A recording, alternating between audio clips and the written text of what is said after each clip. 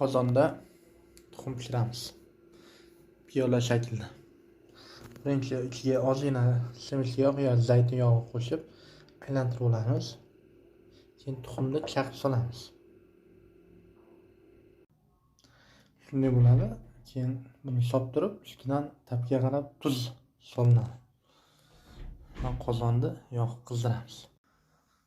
Gazni anchagina kichkinaroq qilib yoqib qo'yiladi. Buning uchun kichkinaroq qilib yoqib qo'yish kerak.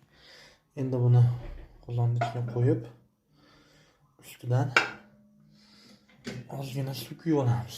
Ustiga shu tekasidan quyib olamiz.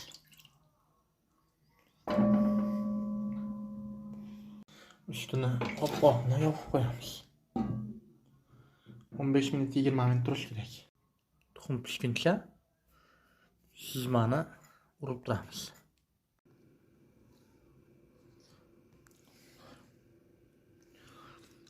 Zo'r bo'lsa kerak. Tuxum pishdi, tuxumni olamiz. Issiq bo'ladi bu o'ta. Keyin uramiz. Endi esa navbat tuxumga. Hammaga yoqimli ishtaha.